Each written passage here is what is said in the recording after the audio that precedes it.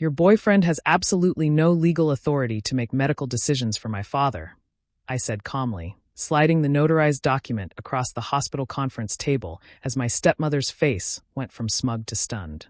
The neurosurgeon, who'd been about to let Craig authorize a risky experimental procedure, stopped mid-sentence to read the paper that proved I'd been Dad's medical power of attorney for the past 5 years. What Brenda didn't know, what she'd never bothered to ask during her campaign to erase me from my father's life, was that Dad had made sure I'd always be the one protecting him when he couldn't protect himself. The call that started this showdown came on a Tuesday afternoon while I was reviewing blueprints at my architecture firm in Denver. An unknown number from Seattle, which I almost didn't answer. "Is this Emma Morrison?" The voice was professionally kind, the tone that medical professionals use when delivering difficult news. "Yes, this is she." "Ms. Morrison, I'm Dr. Patricia Hernandez from Swedish Medical Center. Your father, Robert Morrison, was brought in this morning with symptoms of a stroke. He's stable now, but we need to discuss his treatment plan. Can you come to Seattle?" My hands went cold. "Of course. I'll catch the next flight. Can I speak with him? He's conscious but has some aphasia, difficulty speaking. However, there's been some confusion about his emergency contacts. A woman named Brenda Morrison says she's his wife and primary decision-maker. That's my stepmother. They've been married for 3 years. I see. Well, she's been quite insistent that all medical information go through her exclusively. She specifically mentioned that his daughter is not to be given any information or included in medical decisions." The words hit like ice water. She said, "What? I'm calling you anyway because your father, despite his speech difficulties, became extremely agitated when Mrs. Morrison said you weren't to be contacted. He kept trying to say your name. I'll be there in 4 hours. The flight to Seattle gave me too much time to think about how we'd gotten here. Dad had married Brenda 3 years ago, a whirlwind romance that began 6 months after my mother's death from cancer. I'd tried to be happy for him, understanding that grief makes people reach for new connections. Brenda had seemed nice enough at first, a 52-year-old retail manager who laughed at Dad's engineering jokes and seemed genuinely charmed by his habit of fixing everything in sight. But things changed after the wedding. Suddenly, I wasn't included in holiday plans. My childhood photos disappeared from Dad's house, replaced by pictures of Brenda's adult children from her first marriage. When I'd visit from Denver, she'd schedule urgent errands that required Dad's help, limiting our time together to hurried lunches. "She's just adjusting to the family dynamic," Dad had said during one of our increasingly rare phone calls. "Give her time, Em." But then came the incident that changed everything. 5 years ago, Dad had needed minor heart surgery, a routine valve repair. Brenda had been his girlfriend then, not yet his wife, and she'd panicked in the hospital, unable to make decisions, calling her ex-husband for advice instead of me. Dad had been disturbed enough by her behavior to visit his lawyer the week after his recovery. "I need to update some documents," he'd told me over dinner in Denver, where he'd flown specifically to see me. "Just routine stuff, but I want to make sure you're taken care of." We'd spent that afternoon in a lawyer's office, updating his will, his trust, and most importantly, his healthcare directives. I'd barely paid attention to the medical power of attorney document, assuming it was just paperwork, never imagining I'd need it. "If something happens to me," Dad had said, "I need someone who can think clearly, who knows what I'd want. Promise me you'll be that person, Em." "Nothing's going to happen to you, Dad. Promise me." "I promise." He'd kept copies, I'd kept copies, and his lawyer had kept copies. Then he'd married Brenda 6 months later, and I'd assumed he'd updated everything to include her. But apparently he hadn't. Swedish Medical Center's neurology ward hummed with the quiet efficiency of serious medicine. I found Dad's room after being directed by 3 different nurses, each of whom seemed surprised I'd gotten past the visitor restrictions. Brenda stood guard outside his door like a sentinel, her bottle blonde hair perfectly styled despite the circumstances. Her boyfriend Craig, a detail she'd conveniently forgotten to mention to Dad, lurked beside her in a too-tight polo shirt that emphasized his gym muscles. "Emma," Brenda's voice dripped false surprise. "What are you doing here?" "I'm here to see my father." "Well, that's not possible. Family only." "I am family. Immediate family," she clarified with a smile sharp enough to cut glass. "Spouses have priority over children in medical situations. I'm sure you understand." "I understand that my father is in that room, possibly scared and definitely wanting to see his daughter." Craig stepped forward, trying to look intimidating. Brenda said no visitors. You need to respect her wishes. And you are. Craig Patterson, Brenda's partner. Partner. I kept my voice level. How interesting. Does my father know about this partnership? Brenda's face flushed. Craig is my emotional support during this difficult time. Not that it's any of your business. My father's welfare is absolutely my business. Legally, it's not, Brenda snapped. I'm his wife. I make the medical decisions. Dr. Patel is about to brief us on Robert's condition, and you're not invited to that meeting. I looked through the small window in Dad's door. He was awake, his eyes searching, one hand raised slightly as if reaching for something. When he saw me, his whole face changed, and he tried to speak. He sees me, I said. I'm going in. Craig blocked my path. You heard Brenda. No access. That's when Dr. Samara Patel arrived, a tall woman with kind eyes and an air of authority. Mrs. Morrison? We're ready for the family conference regarding Mr. Morrison's treatment options. Excellent, Brenda said. It's just Craig and me. I'm Emma Morrison, I interjected. Robert's daughter. Dr. Patel looked between us, clearly sensing the tension. I think it would be appropriate for Mr. Morrison's daughter to. She has no legal standing, Brenda interrupted. I'm his healthcare proxy. Actually, I said, pulling out my phone, I'd like to verify that. Dr. Patel, could we speak privately for a moment? Brenda laughed. This is ridiculous. Doctor, please proceed with the meeting. Craig and I need to understand Robert's options. But Dr. Patel was studying me with interest. Ms. Morrison, do you have documentation regarding healthcare directives? I do. They're in my email. I can show you. She's lying, Brenda said quickly. She's always been jealous of my relationship with Robert.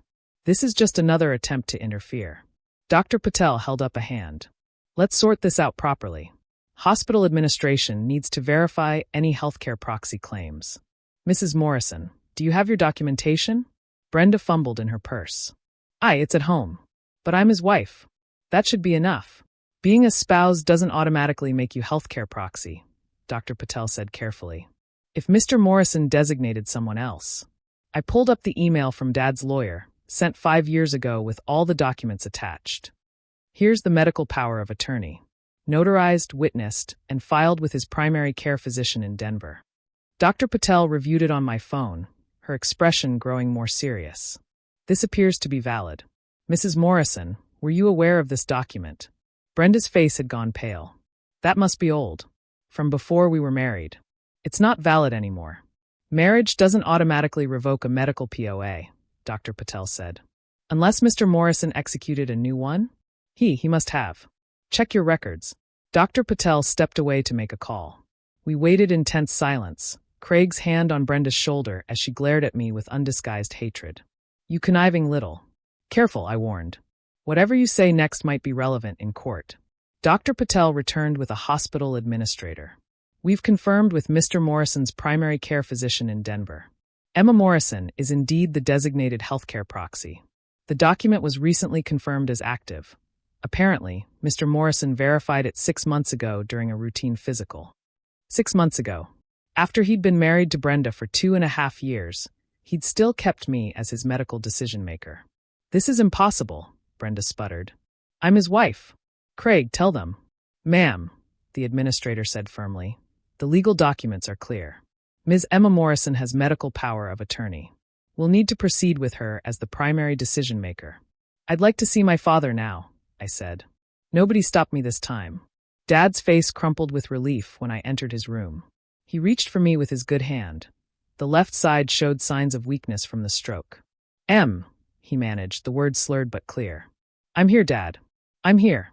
He gripped my hand and tried to say more, frustration evident when the words wouldn't come properly. But his eyes said everything, relief, gratitude, and something that looked like warning. Dr. Patel entered behind me. Mr. Morrison, your daughter is here. She'll be helping with your medical decisions. Is that what you want? Dad nodded emphatically, then pointed at the door and shook his head. The message was clear, Brenda out, Emma in. The conference room felt different with the power dynamics reversed. Brenda and Craig sat on one side of the table like scolded children, while Dr. Patel explained Dad's condition to me. The stroke was moderate, affecting his speech center and some motor function on the left side. With proper treatment and rehabilitation, we expect significant recovery. However, we detected an underlying condition, a cerebral aneurysm that likely contributed to the stroke. Treatment options? That's where it gets complicated. There's a standard surgical approach with good outcomes. But Craig, Mr. Patterson, was advocating for an experimental procedure he'd researched online. I looked at Craig. You were making medical recommendations for my father? He shifted uncomfortably. I was just trying to help. The experimental treatment has shown promise. Are you a doctor? No, but. Then you have no business making medical recommendations for anyone, let alone a man whose wife you're sleeping with. Brenda gasped. How dare you? How long, Brenda? I kept my voice steady. How long have you been with Craig while married to my father? That's not relevant too. It's completely relevant. You've been making decisions based on what's best for you and Craig, not what's best for Dad. The experimental procedure. Let me guess, it's riskier but potentially cheaper? Or maybe it requires long-term care that would be inconvenient for your lifestyle. Craig's guilty expression confirmed my suspicions. Dr. Patel cleared her throat. The experimental procedure does carry significantly higher risks. It's also not covered by insurance and would require Mr. Morrison to be transferred to a facility in Mexico. Absolutely not, I said. We'll proceed with the standard treatment. When can you operate? Tomorrow morning, assuming his vitals remain stable. Do it. Brenda stood abruptly. This is theft. I'm calling a lawyer. Please do, I said. I'm sure they'll be very interested in why you tried to exclude your husband's daughter from his medical care, and why your boyfriend was making medical decisions, and why you were considering sending a stroke victim to Mexico for experimental treatment. She stormed out, Craig trailing behind her like a lost puppy. Dr. Patel smiled slightly. I'm glad you arrived when you did. We were uncomfortable with the situation but legally couldn't override what we thought were spousal rights. My father knew what he was doing when he kept these documents in place. The surgery went perfectly. Dad's aneurysm was repaired, and his post-stroke prognosis improved dramatically. I spent the next week by his bedside, watching him regain speech and movement with determination that reminded me why I'd always admired him. Brenda appeared twice more. The first time, she tried to access his room while I was getting coffee. Security, now aware of the situation, turned her away. The second time, she brought a lawyer who quickly retreated after reviewing the POA documents and realizing there was no case. Dad said one afternoon, his speech much clearer. Need to tell you. Brenda, take your time. She changed after wedding. Wanted control. Started seeing Craig year ago. Thought I didn't know. Why didn't you leave her? Embarrassed. Stupid old man. Fooled twice. His eyes filled with tears. But kept papers same. Knew you'd protect me if needed. Always, Dad. She wanted house. Wanted money. Craig had debts. He gripped my hand. Thank God for you. The divorce papers were filed from his hospital bed. Brenda fought it initially, but when Dad's lawyer mentioned potential criminal charges for healthcare fraud and financial elder abuse based on some suspicious account activity we'd discovered, she agreed to a quick settlement. She got what she'd brought into the marriage and nothing more. Craig disappeared entirely, probably seeking his next target. Dad moved to Denver after his recovery, buying a small house near mine. We have dinner twice a week now, and he's teaching himself to paint with his left hand while his right continues to strengthen. The stroke took some things from him, but it also revealed who truly had his best interests at heart. I should have listened to you about Brenda, he said one evening, working on a watercolor of the mountains. You were lonely, Dad. It happens. Your mother would have seen right through her. Mom would have wanted you to be happy. You took a chance on happiness. That's not wrong. I updated my will again, he said, changing the subject with his usual subtlety. Everything's ironclad now. Even made a video with the lawyer, stating my wishes clearly. No confusion possible. Dad, you're going to live forever. Stop being morbid. Maybe. But if I don't, you'll be ready. My guardian angel with a legal document. I laughed. Your guardian angel who almost didn't answer that unknown number from Seattle. But you did answer. And you fought for me when I couldn't fight for myself. He set down his paintbrush and looked at me directly. That's what family does. Real family. The painting he was working on showed two figures standing together against a mountain backdrop. A father and daughter, protected by something stronger than legal documents. The unbreakable bond of trust, love, and the promise to stand guard when the other couldn't stand at all. Brenda had tried to exclude me from Dad's medical decisions, not knowing I'd already been given the keys to protect him years before. She'd thought marriage trumped everything, that a piece of paper and a shared address meant more than a lifetime of love and trust. She'd been wrong about that, just like she'd been wrong about Craig, wrong about Dad's vulnerability, and wrong about me. Some bonds can't be broken by manipulation or marriage certificates. Some promises, once made, stand stronger than any scheme. And sometimes, the best protection we can give the ones we love is a simple piece of paper, properly notarized, waiting in a drawer for the day when love needs law to speak for it.